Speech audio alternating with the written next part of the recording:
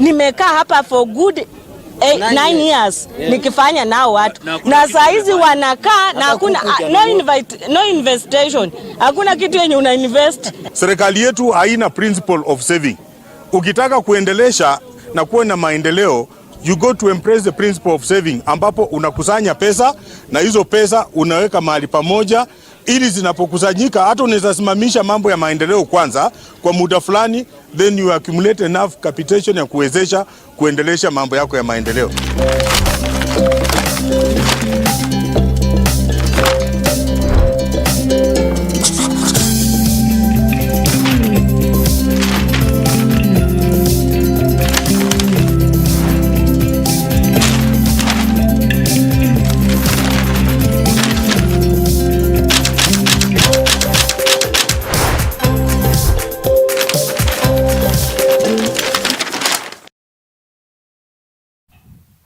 All right, let's take a look at the newspapers. The Star, Ruto, DP axis, why cracks are widening. Ruto, DP axis, why cracks are widening. That is the Deputy President and President William Ruto. Gachagua alleges that some individuals are being used to divide Mount Kenya. What individuals and why now? So that has been basically the conversation just within the country, especially after the Limuru 3 meeting that happened last Friday in Limuru. So Ruto, DP axis, why cracks are widening. That is a story that is on page 6 of the Star this morning. No longer at ease, DP protests. State House move to sponsor junior MPs to discredit him in Mount Kenya region. And a silent rift between President Ruto's axis and that of his deputy have emerged as divisions in the Mount Kenya region deepen. The Star has established that a visit to landslide victims in Mathioya by a group of members of parliament opposed to the deputy president over 2 weeks ago was the straw that broke the camel's back. The DP's allies now claim there are influential people within State House, quote unquote, sponsoring youthful leaders from the region to undermine Gachagua's authority. The MPs led by Kiharu MP Ndindi Nyoro landed in Mathioya, where Gachagua was officially scheduled to visit, made donations and left before the DP could land. Now, Nyoro made a personal contribution of 1 million shillings, and a similar amount he said was from the president. Other MPs who accompanied him were Edwin Mugo of Mathioya, Betty Maina, the woman representative, and Muranga Senator John Nyutu. The lawmakers surprisingly landed at the venue at the time Gachagua's advance team was preparing the ground for his arrival. So there seems to be, factions that have already started forming between the Kenya Kwanza leaders, the UDA party leaders to be very precise, UDA party leader who is, President William Ruto, and the deputy party leader is Rigathi Gachagua. And so what is happening? That's the bigger question. What is brewing between the two leaders? Is this because of the 1 man, 1 vote, 1 shilling debate, or the calls that have been made by Deputy President Rigathi Gachagua and says, that is the best fit for Mount Kenya region? We've also looked at the Limuru 3 meeting, which they basically March said, come 2027, they are hopeful that Mount Kenya region will be submitting a presidential candidate rather than a deputy presidential candidate on the basis of, they're the majority, they've got the highest population, or the most populous tribe for that matter in Kenya is the Gema Nation. And so Ruto DP axis, why cracks are widening. Also top of the page, President William Ruto, who's on a state visit to the US. Today is day 3 of that particular visit, and MPs probe claims of 3.2 billion shillings spent on KICC renovation. And the MPs have launched investigations into claims that the government spent 3.2 billion to renovate KICC ahead of the Africa Climate Summit last year. This is despite Parliament appropriating only 1.9 billion to refurbish the iconic facility for the global meeting that was hosted by President William Ruto. Also, brace for vegetable shortage. Farmers warn on farm floods. Brace for vegetable shortage. Consumers have been warned to brace for a shortage and sharp rise in the prices of fresh produce due to the destruction caused by the ongoing rains. And this was something that we, had a sneak peek of as the rains were pounding the nation and various parts of the country. About 9,000 acres of farmland was destroyed, be it, maize, flour, or rice, or even vegetable. And so that basically now brings us to, are we staring at a food crisis somehow, or at least if not a food crisis, then a sharp rise of some of these products. Now to the Standard newspaper, Ruto versus DP, return of Tanga Tanga. Ruto versus DP, the return of Tanga Tanga. Now Deputy President Rigathi Gachagua yesterday made a series of stopover rallies at a time his boss is cutting trade deals in America. His message to his supporters was he is in government to stay and his shares are intact. A feeling of deja vu is imminent as the country is being treated to season 2 of the Kieleweke versus Tanga Tanga politics. So state tensions, quite a picture on top of the page of the two leaders who are seemingly on different sides. And that is a story that is on page 4 of the Standard newspaper. Rebirth of Kieleweke and Tanga Tanga factions in Ruto's government.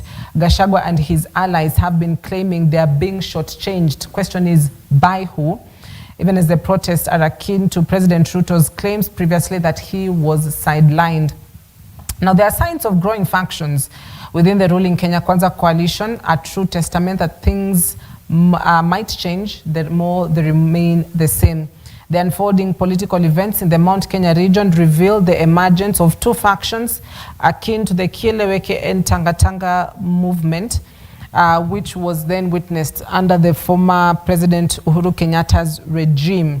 The Kieleweke faction, supported by then President Kenyatta, argued against early campaigns and discussions about succession politics, while the Tanga Tanga faction supported then Deputy President William Ruto, criticizing Uhuru's government for undermining, isolating, and humiliating the second in command. Now, the Tanga Tanga faction whipped up sympathy for Ruto around Mount Kenya region and the Rift Valley, claiming he had been isolated, and that, perhaps would have played a very big role in how the turnout of the elections was in 2022. However, barely 2 years down the line, the battle lines have begun to be drawn between the two factions, with Mount Kenya region, one rooting for Gachagua's replacement as Ruto's running mate in 2027, while the other has launched a defense of Gachagua. The DP's loyalists have vowed to deal with any politician who undermines Gachagua. While all this happens, the president has remained silent. Ruto's lieutenants, who are largely speaking from church fundraisers, and include MPs Ndindi Nyoro of Kiharu and Mwangi Kiunjuri of Laikipia, are taking the lead role in anti-Gachagua messaging, with Kirinyaga Governor Anne Waiguru joining the battalion by launching a broadside against Gachagua through her X platform, while in the US, where she's accompanying President William Ruto. So you might have to, take a mental note of those particular names of members of parliament, including Kiharu, MP Ndindi Nyoro, Laikipia member of parliament, that is Mwangi Kiunjuri, as well as the county governor for Kirinyaga, Anne Waiguru, who are on one side, seemingly on the side of President William Ruto, while on this other side, you've got the deputy president's allies. This, include Embakasi North Member of Parliament James Gakuya and the Nyeri County Governor Mutahi Kahiga, who want the president to declare his stand over the continuing disrespect by youthful MPs who have been telling masses in fundraisers that they speak for him. So, Ruto versus DP, return of Tanga Tanga and Kieleweke, perhaps. State tensions. Deputy President Rigathi Gachagua made series of stopover rallies at a time his boss is cutting trade deals in America. His message to his supporters was he is in government to stay and his shares are intact. A feeling of deja vu is imminent as the country is being treated to season 2 of the Kieleweke versus Tanga politics. Also, more taxes will drown the ailing economy. Manufacturers have sent a stark warning to government that should they proceed with the tax proposals in the finance bill, the economy will suffer and efforts to revive it could flop. This comes at a time when the Kenya National Bureau of Statistics, in a survey report on the economy, said Kenya's economy had grown by 5.6%. But it's a question of, is it turning over to your pocket as the common mwananchi? Also, 600,000 students failed to apply for college and varsity. That is on the university placements. It is expected that learners will be joining universities come September. However, 600,000 students did not apply. And ODM wins 1.2 billion shillings denied by Treasury. Audit hustler jet, as Mio says, as US deny funding trip. Now, building the nation, Ruto's tour of the US has raised a stink over hundreds of millions of taxpayers that will have to foot for him to sell the country to the world. The opposition said the money used should be accounted for as the hosts distance themselves from the huge bill. Now, about 200 million shillings bill is what the taxpayer will foot for a round trip in a luxury jet for Ruto and his VIPs. The particular jet to which Ruto hired from Dubai will cost 200 million shillings, and you've not yet added the costs of perhaps accommodation and food, parking fees, and any other bill that might come up. Finally, the Daily Nation, Gachagua opens a Pandora box. Gachagua opens a Pandora box. Now, a man under siege, is he? Deputy President Rigathi Gachagua's recent call for the adoption of the one man, one vote, 1 shilling mantra in revenue sharing has opened him up for attacks by politicians from Mount Kenya backyard who ordinarily would not be taking on him publicly, lifting the lead on a looming rebellion that could lead to his isolation within the ruling alliance ahead of the 2027 elections.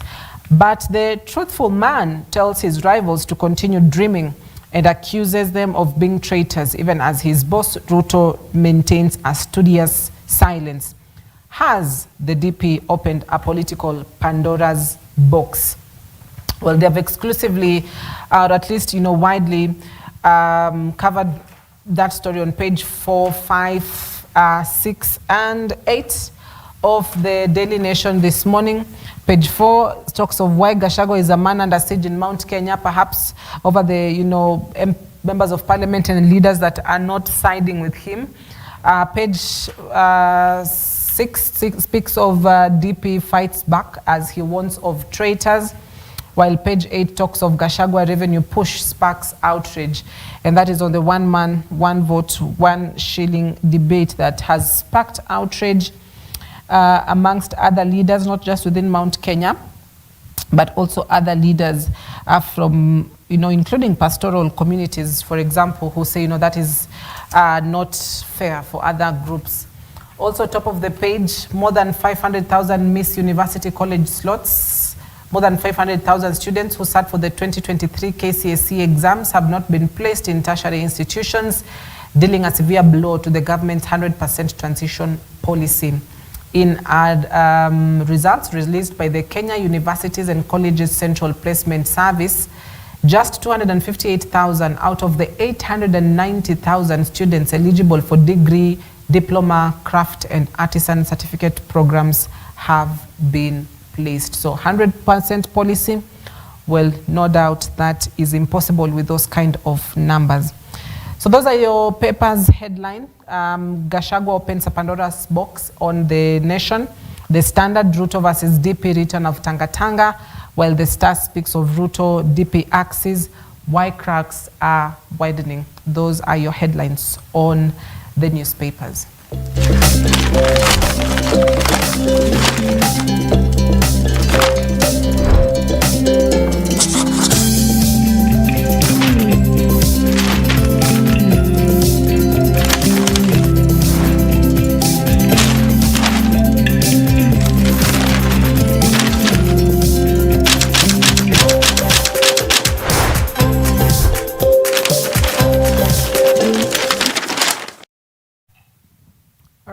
Ladies and gentlemen, allow us to take a quick breather at this particular moment, but when we come back, we'll be having a conversation around our social lives, and that is on love and money.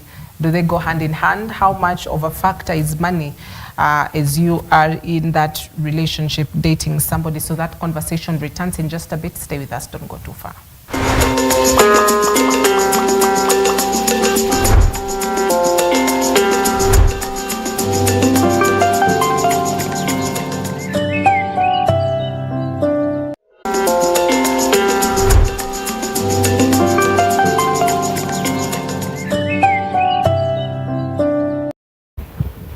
Good morning, welcome back. Thank you for staying with us. You're watching Morning Lives. We're about to get into the conversation this social Wednesday morning. Well, the sun is out, but as well, something that is out is on issues to do with money, love and money. So that is the conversation this morning. Be part of it. Our SMS feedback line is open, 23059. Watch us live across our social media platforms. What your thoughts are. If you've got any comments that you'd love to top up as we proceed with this conversation, please feel free. And that is to do with love and money. Well, everyone gets into a relationship at some point, but one of the biggest, paralyzing factor could be on the issue of money. Is it okay for you to tell your, partner that this is the amount of money that you're earning? Is it okay to tell them that you're broke? What is broke, by the way? So that is something that we'll try to just understand this morning. So let me introduce my guest very quickly in studio. On my immediate right is Lois Sande. Asante sana for coming in. And just next to her is Vincent Onduto. Asante sana, Vincent. So Vin, I'll just start off with you. Love and money, how similar are they? How far apart are they? Just from the basis of it, we try to compare to love and money. What is it that comes into your mind? Well, thanks for having me today to talk about this. This has been it's been an issue of concern for every generation, every time, and all the stuff. And as you just said, I'll say that money, there are two major factors in relationship and even marriages and all the stuff. And as you said, I mean, they should be treated as allies. They shouldn't be adversaries. They should be put together to work together for happy and healthy relationships. So put together, that means anytime you start dating somebody, you should have that money conversation. Yeah, of course you should. You should, 100% you should. I mean, there should be a balance between money and love. Yeah, we should not sideline the other. So Lois, anytime you're getting into a relationship with somebody, should it be about sit down, let me tell you, this is the kind of job I do, this is what I earn, so that it's a point in a relationship, you're not doing this for somebody, he's not doing something for you, and you start questioning, like, what do you even do for a living, So from where you sit, love and money, how similar are they, how apart are they? Love and money, zinaendanisha poa. Sababu yes, mimi ndakwambia job nafanya, but siwezi kwambia how much I earn. Hapana. Mbona iko siri? Kwa demu inakuanga ni yako, but boys najua atasema hii ni yangu, mimi siwezi kwambia ki serious. But naona ziko poa ukiambia ukiingia kwa relationship, then uambie mtu boys ndanafaa contribute sana, not girls. So boy anakuambia how much ana earn na enye atakupea. Obviously dem anataka do every month. Does it matter kama relationship iko very serious? Because kuna wale tu wamepatana in 2 months. In 2 months uta expect kujua mtu anafanya, ama tuseme tu in 2 weeks uta expect kujua mtu ana earn nini, ama anafanya job gani. There's a difference. Kuna zile za 2 weeks, kuna wale wamekuwa for 1 year, been dating for 1 year. So does it matter how long you've known each other? Okay, for 2 weeks itakuwa ngumu sana kwambia ana how much, but obviously atakwambia ni job gani anafanya. So yakikwambia then mkiendelea ndio ataendelea kukwambia, but hiyo 1 year anafaa kuosha kwambia ana how much. Okay, I feel like these are just other ways to make relationship happy. I mean, for me, I feel like it should be on the top of the table. I mean, if you get into a relationship, where am I settling with you? And having that communication, I mean, what earning, it should not be like whatever you earn, I'm not ready to communicate about it. I think it is healthy for you to communicate what you're earning. I mean, just be open with your partner and transparent. Yeah. Tell them this is what I'm earning and this is my capability, you know, so that the relationship equates smooth. No. So if you're telling me like, you know, today actually it's a problem with many relationships because women feel like whatever I earn is mine, and the husband, I mean the other guy, whatever I earn is ours. Yeah. You see, so that's where the problem comes. I think you should consolidate all your resources and work it toward common goal. Yeah, but isn't it important to first establish what kind of relationship you're in? Kuna wengine kwa situationships, you know, na hizi situationships, there are, you know, there are some lines need to be drawn. Kuna place hatuwezi pita, for instance, maybe kukwambia payslip yangu iko na pesa ngapi, ama kwanza kuuliza mtu mbona hujanipatia pesa ya nywele hii mwezi. And yet there are also those relationships zenye unaona hapa kuna future. Kuna zingine unaonangi future right from the start. Isn't it important first to establish what kind of relationship this is before you can start having that conversation of money? First, I think the most important thing, I believe, allow me acknowledge that almost every relationship, love is the foundation of that relationship. That makes us, it drives someone to be with another person. So, ukisema ati, which one should be most important? I mean, love should be more important. I mean, let's love first. Let's build the connection. Let's have the trust first, and then we look at finances. You know, love gives us security and joy and all the stuff. And then money, the finances comes in just to make us stable. You know, to give us ability to meet our needs and wants. You see, so I think everything should be established. Every relationship to be established on love first, and then money comes later. You see, you can't just get into a relationship and like, I want to learn in the process to how to love you. What if you don't learn how to love that person? Yeah, because I mean, this is where people steer away from the wheel because they feel like, let's just go where the money is. You know, enilie kwenye Range Rover. Anilie Dubai. I don't nakubali sana historia ya Dubai. Then, if you don't learn about them, if you don't really know how to love them, hapo ndo sasa uta feel like, oh no, I'm really empty inside, you know, internally empty, I'm emotionally empty, and now you start feeling like finances are not everything. You see? Yeah. You'll be like, no, that's what encourages people now to go outside there and look for something more, because indeed there is these resources, but I don't feel like there is that kind of love that I want. But money inafaa ikuwe. Okay, hii pesa Lois, hii pesa yenye unasema ni kiwango kipi? Yani ni mtu mwenye ako na pesa, ni mtu anakaaje? Demu pesa anataka kupelekwa out, anataka kubaiwa vitu. Unajua madem tunapenda tu nice things. Alafu sasa uniambia hauna pesa. Rely on love. Tutakula nini yo love? Tutakula yo love ama? So let me ask you Lois, ukipatana na mtu unaona huyu msee ako na potential, si ndio? Tuseme tu a simple example, mtu amemaliza campus, hajapata job bado, si ndio? But ni mtu unaona huyu msee ako na potential, amescore good grades, ama like amepata sati yake, amescore proper credit lines za shule, ni vile hajapata job, but mtu ako na potential. Potential. Hakuna. Okay, for example, kama mimi, chanjipena example, I used to date mwenye baby daddy. Huyo mse akuwa na job. Kuna time mimi ndo nilikuwa nafanya everything. So ile time alipata job, akaanza ku earn a lot kunishinda. Unajua mtu ali walk out akisema anataka dem mwenye yeye ana earn more than him. Tumi yake hapo kwa mwanaume ati bila pesa.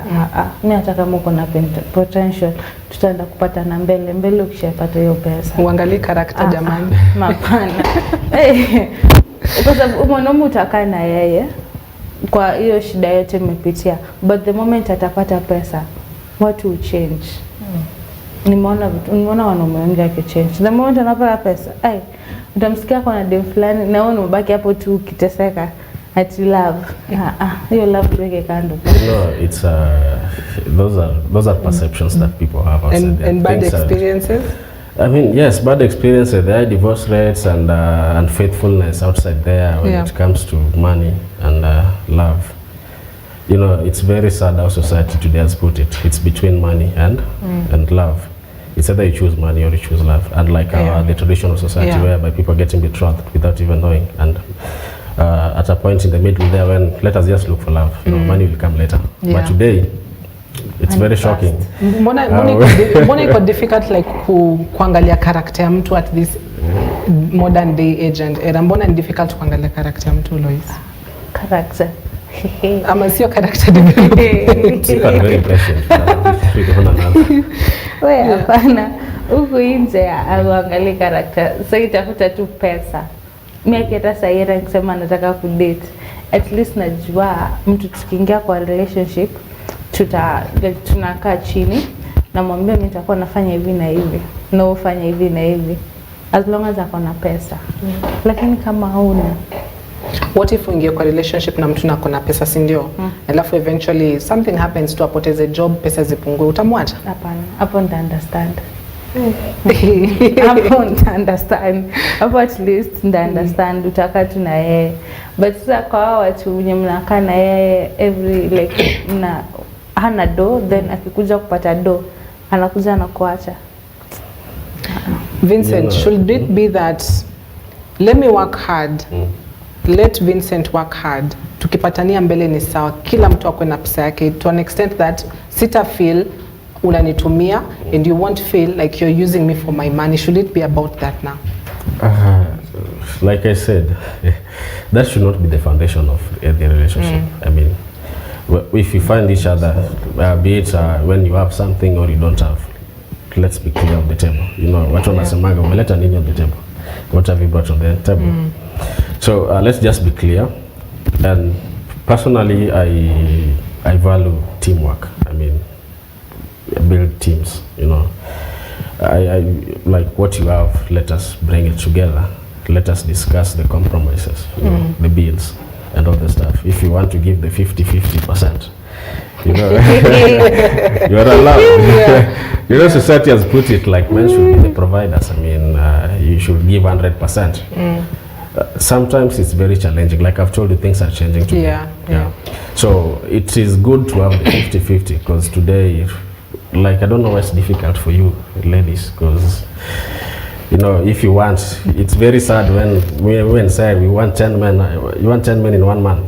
They'll be like, I want a cooking man, I want a man who cooks, I want a man who provides. The same way you want that man who does all those things. Why don't you just give the 50% or the, or you can give the 100%. 50-50 maybe in marriage, see relationship. So in relationship, kuna percentage unaona inafaa ipeanwe? Should it be 100? No. Obviously, boy akwe higher. 70-30, 80-20. Both peleka kwa 70, then the matches hapo kwa 20. But let's also put into consideration the fact that huyu mwanamume anaweza kuwa kuna responsibilities zingine as well. You know, maybe ana raise the family or is the firstborn, is providing at home, you know, for the siblings, for the parents. Maybe akona pia plans za you know, to buy land, to build a house as well. So ukiweka all that considerations into the table, right? Woni ni kama you know, it will be quite unfair for this man. Okay, like kama mko kwa relationship, obviously mnapendana, then mnakaa chini, unamwambia iko hivi, unamwambia ile plan yako umeplan, alafu ndo mnaweza kama na solution. Kwa sababu mimi ukiniambia uko kwa hizo vitu unafanya, ni sitakuwa na kupush unafaa nifanyie hivi, unafaa nifanyie hivi, kwa sababu pia mimi niko na responsibilities zangu nafaa kufanya. So wewe sitakukataza kukosa kusaidia familia yako, but kuna point pia mimi dim nataka kuchutiwa poa, hata kama ni out nipeleke once in a week bare minimum. Mtu anataka kutritiwa poa. Unajua ukitreat dem poa ataona like nuna madem situ kachini alafu unaanza kusema boy wangu amenifanyia hivi, hata yakiwa mbele ya madem anaanza sema boy wangu unifanyia hivi. Unajua kenye nawanga wasichana ni peer pressure. Mimi sasa nikuja nikwambia nilipelekwa Dubai. Unajua utaenda kuuliza chali yako utanipeleka vacation gani? Yeah. So I feel like you know, when you get into a relationship, this is another life. It's not the life you had. I mean, when you're a teenager, like, oh, I want to be out, there are things that you have to compromise for you to have a healthy relationship. Yeah. You know, and money should not be one of them. What should we compromise? Vincent, to compromise you don't have to. You know, like you said, responsibilities. Yeah. You know, today's you can't compare today's and what we had initially. There is a lot of responsibilities and a lot of expectations, especially on marriages and relationships, especially on the boy child. And what if you can't really bring it together? And now, oh, because you don't have money, no, I can't settle for you. I think people should just be patient with each other, you know, and find a way together. Yeah. Lois, what business is there for you to date if you have no money? You know, for both genders actually, not just about the man having money or even if the woman has money or not. There's this popular saying, Nayonanga, everywhere like on X, like you have no business dating if you have no money. You know, focus on finding money first. Then you can decide whether you want to date or not. So I don't know if you agree with that. Yeah. Kwanza focus na pesa. Pesa first. Pesa first. Then hapo ku date. Kwa sababu obvious ukianza ku date kuna vitu obvious kama ni boy kuna vitu dema anataka kufanyiwa. Hebu niambie kuja dema kwambia nataka kwenda salon then umwambia una pesa. Na kama ana sincerely. Obvious ataenda kwa boy mwingine ataenda kutafuta mwenye ako na pesa. So obvious ni ile ku work hard. At least hata kama una match you can afford some things. Hey Vincent, have we commercialized relationships? You know, we are in it for what will we gain financially? That's the sad part of it. It's very sad, like how love has been commercialized and materialized and everything, and people feel like I get into this because I want to live a comfortable life, I want to live a rich and luxurious life. You see, that's where the problem comes in. Yeah, because what if tomorrow there is no that luxury? Yeah. I'm just getting back to my point. Love must be the foundation of every relationship. Yeah, of course, you know, ladies, they put it like, oh, you know, you can't keep a woman with motivational quotes. Where did you hear that? That's what they say. You can't, you know, man, you have to find money. I'm making us to be, you know. But I think if you feel like it's the right time to get engaged, settle with what you have, accept it. Yeah. So, girl child. But hapa ni ukweli. Sababu unaona sahi hata ukidecide like kuingia kwa marriage. Obvious, mimi vile mimi naona, you have to pay rent, you have to pay school fees. That's for the man. Hiyo mimi siwezi ingilia hapo. But unaona ikifika like unaona umelipa hizo vitu, pia mimi nita consider I'll do the shopping. Ndafanya shopping ya nyumba, then kuna obvious kuna pesa utatumia tu wazazi. Yeah. Lakini hapo kwa ati zote tunaweza boy wewe lipa rent, lipa school fees, lakini sita contribute hapo kwa hizo vitu zote. Hiyo rent na school fees I want. I think from what napika kenye unasema ni if a relationship has headed to marriage, then that's where you can do 50-50 or 100-100, yeah? But if it's just the dating courting, you know, part and the dating part, no contribution from the woman's side. Kama umelemewa. Okay, kuna time unaweza angalia tu chali hapo wenyewe amelemewa. Unaweza chip in. Lakini kuna wenyewe yeye ananga. Ushaona mtu mwenye hata end month yeye hana. Yeye ananga tu wako hivyo. Yeye hana. Hakuna kitu anakuanga nayo. From January to January. For, you know, it's very sad how people put it, the pressure on the boy child and everything. To me, what I can say, if it is nothing like, if it is not serious at all, you don't have to, it's not your obligation to provide. I mean, as a man, don't provide. As a woman, don't give. unless it is something that is locked. I mean, it is a serious relationship. It is marriage. Then that's when you have to give. Boy child pale inje bana usipeane. I think let's focus on how men now should react. You see, with the unfortunate part is kuna characters mingi obviously za women. There are women that will say, okay, let's do 100. There are women who would call themselves understanding girlfriends. There are women who will not tolerate a man that has no money. So for the men, what should now be their mind, or at least their mentality, as they decide, okay, now I've reached that age, I would love to court somebody. What should be the mentality that they get into that particular space with? For men, okay, like I told you, let's balance love and love. Yeah. So if you have men, it's your responsibility to be providers. That's what makes us men. I'm not telling you to tell your lady to be, to come with something on the table. It's not 100% guaranteed. Yeah. So if you come with love, then you must back of your mind, you must know that I must provide. So when I'm talking about the 50-50 is when perhaps whoever you have is, the capability, and if she can assist you. But if she cannot, then men stand your ground. Stand your ground. I mean, stand on the ground. Yeah, Lois, mbona tunafeel we need to be provided for when the man has not yet, either put a ring on your finger, or at least decided to be serious and gone for introductions, etc., to start that process of marriage? Why do women feel the need to be provided for? Hapo kwa obvious tunataka kuangaliwa poa, then huyo mtu anafaa kukuprovidea, ndio at least unajua take lead into marriage, unajua kuna mtu mwenye prove points. Unajua kuna mtu mwenye atakusupport. Lakini ingine ati ukose kuprovide, how sure am I tukiingia in a marriage uta provide? Hapo nafaa. Why don't you ladies, you know, it's very how can I term it, because today whatever you are seeing, there's a lot of focus on girl child and empowerment and all the stuff. What are you guys being empowered of? Good question. What are you getting empowered for?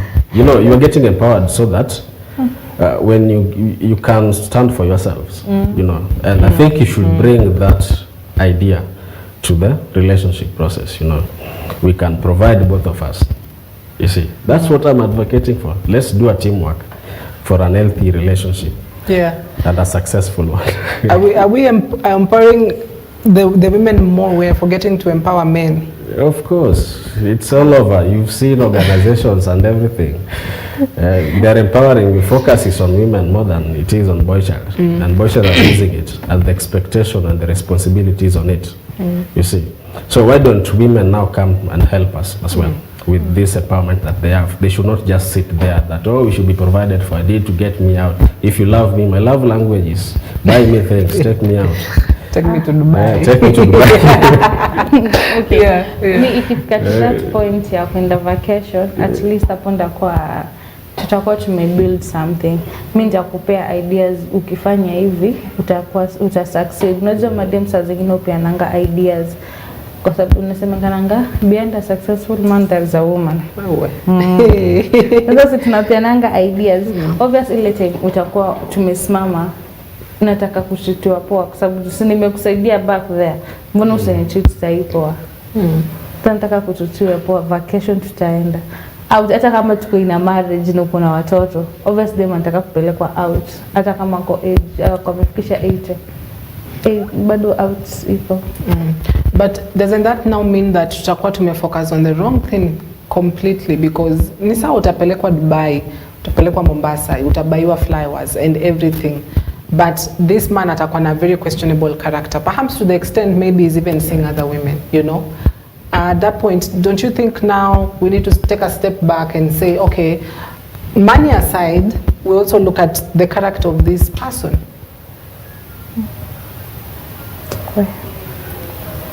I'm a pesa mwanzo. I think character is more important. I mean, who you are. Yeah. It's more important to know that one than putting that finances first. Like I told you, what if I put the finances first? Well, wanataka kulia kwenye Range Rover, wanataka kulia Runda. So if you have that money, and then at the end of the day you realize, oh, money is not enough, you know. Kuna watu wana believe, oh, money cannot buy love. Other wengine, oh, money first. Yeah. So that's money if it is not there totally. I mean, if it is not there, and what if at the end of the day you've not realized that this person has this character, maybe this person is violent at the end of the day. Will you just be seated there and say, no, let me enjoy this comfortable life no matter what? Yeah. You see? Yeah. So that's where the problem comes in. Yeah, that is where the problem comes in. And that's actually what encourages other people now to go outside. Yeah, you see people cheating, people becoming unfaithful. Yeah. You know, because they find someone who can give them the emotional support. Yeah. As for me, as long as that umelipa, okay, umenilipia hao, umenifanyia shopping, like kama sai sina job, umenifanyia shopping, umepeleka watu shule, like umeniprovidea everything. Hi, mimi hata ukienda kucheat sitakuuliza. As long as umenifanyia everything. Sitakuuliza. I think, Lois, that's a wrong way to approach things, because at the end of the day, you will want to settle down, yeah? You will want to get married, you will want to, you know, to enjoy the benefits of marriage, and you've looked at other couples, zenye una look up to maybe your parents or even people close to you, and just how much they're enjoying life. But I don't think with that kind of mentality you'll be able to get to even marriage. No, you won't be able to get to marriage, because by the time you get to that point, what's the sense of me getting married? I already have everything, you know. But at the end of the day, man or woman should never be alone. They need that companionship. Ama? And that's why I said that marriage and relationship, I mean serious relationship that leads to marriage, it's a different life. Yeah, we should now see things outside the box. Yeah. Yeah, this is not where you'll be taken out, I mean, go and drink and come back, you know. Now this is where you are being faced with responsibilities and all the stuff, you see. Yeah, so the companionship is more important here than the luxury life that you wanted. And that can only happen when you truly love the individual, not the money that you have. But the fact is, mi siwezi acha mtu napenda because of another guy mwenye ana earn much kumshinda. Obviously tutabuild. Therefore, hivyo at least nimekubali bebe. Ita stand na love ya amesema, then hapo empowered at least, nampe ideas, tuna build up na ana make your pesa. At least najua atakuwa anajua atakurespect kwa sababu umemsaidia. Yeah. Naona yuko poa. Okay. So can we talk about also a very serious relationship that is just about to, you know, head to marriage? There's potential both sides. The man sees this as a potential wife. The woman sees this as a potential man. Now, when they're having this money conversation, and perhaps the guy has been doing projects here and there, I have seen a fellow man, you know, tell other men that, you need not reveal all that you have to this woman. And you're on that point of, you know, getting into a serious point of marriage, but they're being told, don't reveal everything that you have to a woman. Is that right? Well, I think you should not live a life of secrecy. Yeah, like I said, communication is key. I am getting into a relationship. This is what I have. I have these companies, or I have these businesses that I'm doing. I think that the honesty will live too, because the lady will know, this is the capability of my man, this is what he can provide, you know, these are the limits. So I think it's good to communicate, be transparent, and should not live a secret life and do business. What if something happens to you? And then to ladies, like you said, I think it doesn't matter even if you have or you don't have. I think this is factual, because the ladies always see opportunity in every man. Yeah, they see opportunity in you in a mile. Like it's not about today. That's what I know. Yeah, and it's outside there, and people believe in it. Yeah, I also believe in it because the women push. The women come with idea. It's the responsibility of a man to invest in that idea. Yeah, so we should not leave a secret. Yeah. Life. So Lois, ni wapi tulipotea mwendo? Because I don't think in terms of our forefathers, even our parents, money was that big of a factor. They were in that generation that they were willing to get together, build together. Ni wapi tulipotelea? Ni uchumi ndio inafanya tunaongea hivi ama ndio inafanya tunaongea hivi? Where did we lose the footing? Ni kwa hapo kwa uchumi. Kila kitu imeenda juu. So obvious, unajua kitambo watu walikuwa housewives. Mwanaume anaenda na leta, dem mtu amekaa kwa nyumba, wewe kazi yako ni responsibilities za nyumba, then ku give back. Hiyo ndio alikuwa amekanga kitambo. Sasa hii unafaa uende ufanye kazi ulete, kwa sababu itafika point hata kama like hata mwanaume hata kuwe bishop, unajua hizo katu hivyo kaange tu kwa nyumba alafu ambie mwanaume hata kuna kiberi, unajua hata kudharau. Like mkae tu kwa nyumba wewe ufanye kazi, then akikuja mwambie hakuna hii hizi vitu ndogo ndogo. Unajua unafaa at least wewe uende job, then yeye akileta unga wewe leta mboga. Hivyo tu ndio iko sahihi. Lakini hiyo ilikuwa hiyo time. You see, traditionally I don't believe if there was love in our early society, because there was a purpose of doing marriage, and you saw how they were doing it. If you read books, how they were doing it, some were taken even forcefully. I mean, the issue of love comes in when people are trying to resist this kind of harmful societal ways of doing things, betrothing without your consent and all the stuff, the child familiarity, name it. Yeah, so people, the love issue now comes when people really want to find the people they truly love that they can stay with. And it's very sad now, today, as we speak, you know, in the middle, love was everything. You know, I could just love you. We built this together. Unlike today now, like I said, things are changing. You know, things are changing. The economy is getting tough, and responsibility, lack of job, and everything. You know, so that is where the problem comes in, and that's where now the issue of money comes. And people say that, oh, money, you cannot do a relationship without money. Yes, I trust. I believe that. I believe that indeed there is a relationship that can work without money. Money is everything. Money has to be there. The fact that there is love, but money should be there. That's why I'm telling boys child outside there, we cannot use quotes, you know, you know, things will be good. Yes, things will be good, but you should work yourself, you know, because today society has put it like money is very important, you know.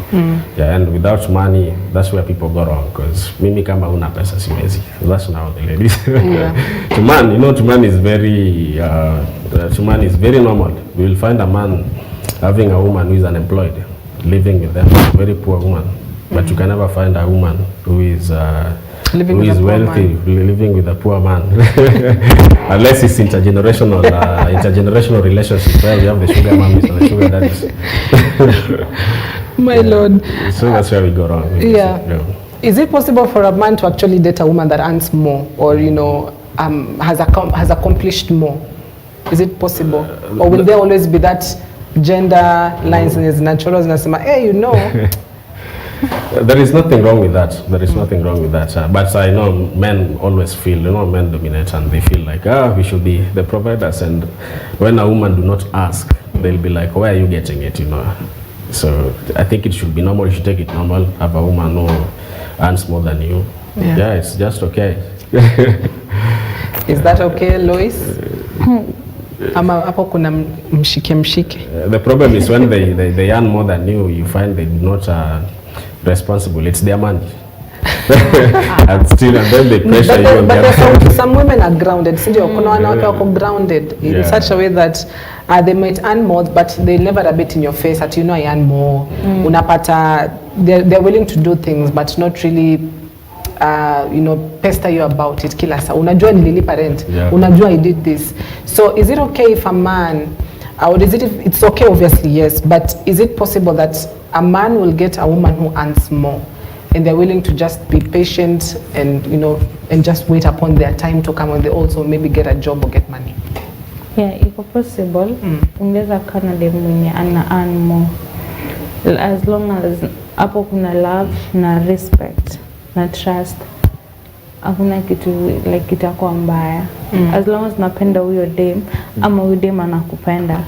Unajua dem haizi kaa na wewe kwa sababu ya inaitwa nini?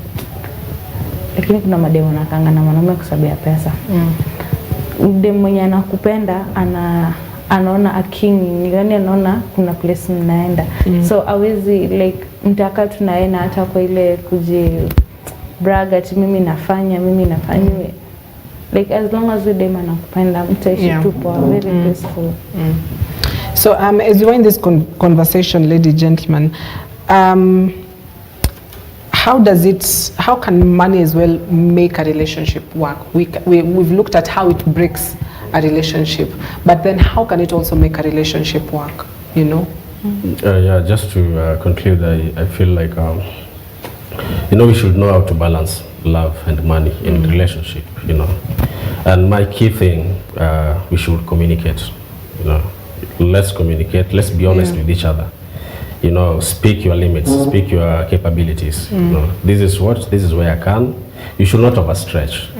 They say, the Igbo people say, a short man axes caught where his hands can reach. You should not overstretch. As a man, you should not overstretch to please the other person, And women on the other side, you should not be understanding so much that you can provide. There is no bare minimum that is being done. And then another thing, we should also look at teamwork. We should be working teams for a successful. Yes, we love each other. Let's bring our resources together and work this out. As we wrap it up, how can money make a relationship work? Amesema karibu kila kitu. Okay, mi vile naona, okay, yes, tuko kwa relationship, so ni kama hawezi fanya vitu fulani, sema tu siwezi fika hivi, lakini najua wanaume wengine wanataka tu ku please madem, mimi naweza fanya, mimi naweza kupeleka place na hawezi. So mimi naona like wewe ukileta hii tunaleta hata kama ni kusave, tutasave then to reach to the point we can afford.